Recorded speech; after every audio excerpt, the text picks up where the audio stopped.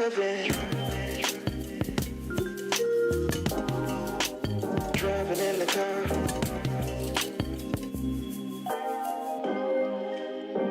I'm driving.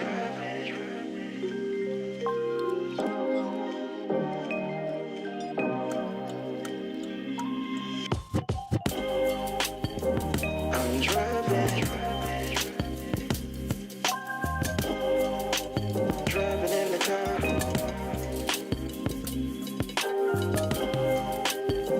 I'm driving.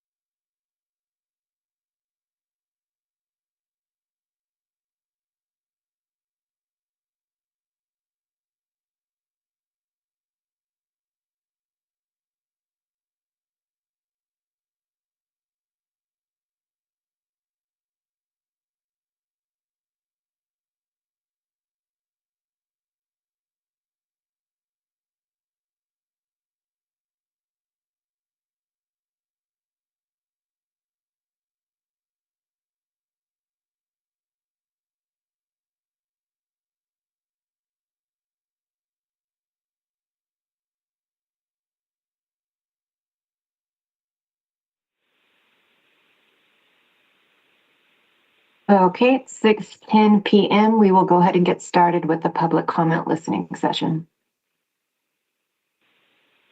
All right. First, we have Linda. Linda, go ahead. You have 2 minutes. Hello, members of Aurora City Council. My name is Linda Emenyonu, and I am a Nigerian American. I have lived in Aurora for more than 25 years, and I have been working with children since 2001. And I have been a nurse for more than 10 years. I have also raised 3 proud Aurora Public School graduates. While I thank God that my children and I do not use tobacco, I am of the opinion that children should not have access to tobacco because this causes a lifetime addiction of smoking. As a healthcare nurse, I have seen a lot of life struggle with asthma, lung cancer, kidney failure, high blood pressure, and so on and so forth. This is as a result of kids having access to tobacco at an early age. I urge the City Council to take action and protect our youth from early addiction of tobacco. Thank you. Next is Joyce. Joyce, go ahead. You have 2 minutes. Hello, this is not on your agenda. Hi, everybody. Hope everybody's doing well. I have lived in Aurora for 23 years, and my concern is I have addressed the council with this concern before about those cameras that you're putting in to give people tickets for speeding or whatever. I believe that the police department and Aurora has lost a lot of revenue from those cameras. And I think the councils have found a way to, a loophole to get around those, to be able to implement those cameras again, because the voters did vote them out. And I still have issues with you all putting those cameras up. And also, I think that the Aurora Police Department has enough officers to be sitting out on these corners, catching these speeders and catching these people that are running these red lights. I think that's just an excuse for the police department to try so hard to get this revenue back into our city. We did fine without that revenue, and we can't continue to do well without that revenue. And one other issue I wanted to bring up, and that is when I was at the town hall meeting last month, there is a situation with the homeless people. You have this new building for the homeless people, but one thing that was not brought up, what about the families that are homeless? How can you address the homeless people, the families that are homeless? You did address the single people out there, but there are families out there that are homeless. What are you doing? Your time is up. Okay. Next is Median. Median, go ahead. You have 2 minutes. 65 days. That's how long it has been since Aurora Police took the life of Rajon Belt Stubblefield. Officer Matthew Neely baited Rajon into his own execution. And now another Black family in Aurora has to make funeral plans instead of holiday plans. And we continue to watch this council pretend like nothing has happened. No outrage by your body, only empty words for the family and praise for some of you to Todd Chamberlain.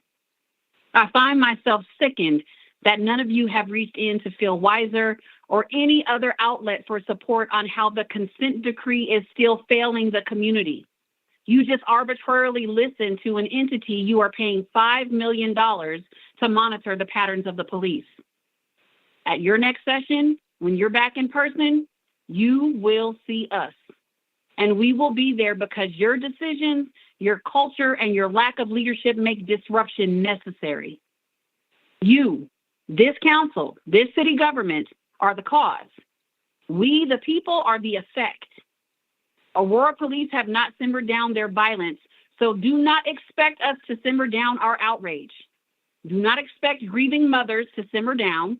Do not expect the community to simmer down while families are shattered. We feel every name. Kylind, Rashad, Corey, Rajon, and so many others. Aurora has a policing crisis and a leadership crisis, and both continue to spill blood in the streets. This city has proven that it will not protect the lives of all its people without persistent pressure, so we will persist. We will be at every meeting, on every agenda until there is transparency, until there is action, and until these families see justice. And not justice Your in time rhetoric. is up. Next is Henry. Henry, go ahead. You have 2 minutes. My name is Henry C. E. I've been a resident of Aurora for the past 30 years and a small business owner in Aurora. The easier way of our kids being addicted to cigarettes is the way that we made it so easy for our kids to access where cigarettes are being sold. Cigarette products are not monitored real tight the way it's supposed to be.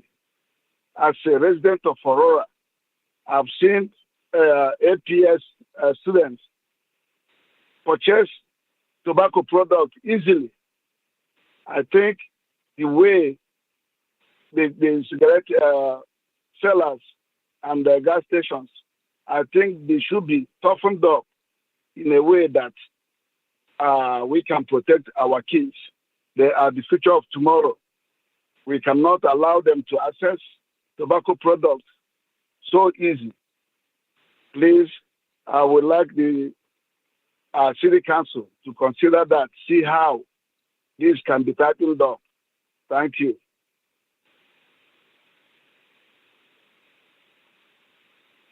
Next is Natalia. Natalia, go ahead. You have 2 minutes. Good evening, council members. My name is Natalia Flores, and I am here today to speak in support of implementing the tobacco retail license policy in Aurora. I want to start off with why this is personal for me. My brother started vaping when he was just 15, and at first it seemed harmless, something everyone was doing. He'd buy flavored vapes from stores that never asked for ID, and it became part of his routine. Before anyone realized how serious it was, now a few years later, he is struggling to quit and can't go an hour without. Watching him battle that addiction when that started so young has been heartbreaking. That's why this policy matters. Right now, it's far too easy for kids to get their hands on tobacco and nicotine products. By requiring all retailers in Aurora to have a local retail license on top of their state one, we can make sure stores are being held to a higher standard. With more inspections and stronger enforcement, we can catch the retailers who break the law and hold them accountable for selling to anyone under 21. This policy isn't about punishing business, it's about protecting our youth. It's about making sure no other family has to watch a child get addicted to something that was sold to them like candy. We know that when access decreases, so does addiction rates. By adopting this policy, Aurora can take a meaningful step toward reducing illegal sales, protecting young people's health, and creating a community where tobacco and nicotine use aren't seen as normal. Please make the responsible choice and give our kids a better chance at a healthy future. Thank you for your consideration. That was the last speaker for the public comment listening session. Thanks, everybody. The time is now about 6:19. We will reconvene in the regular meeting at 6:30.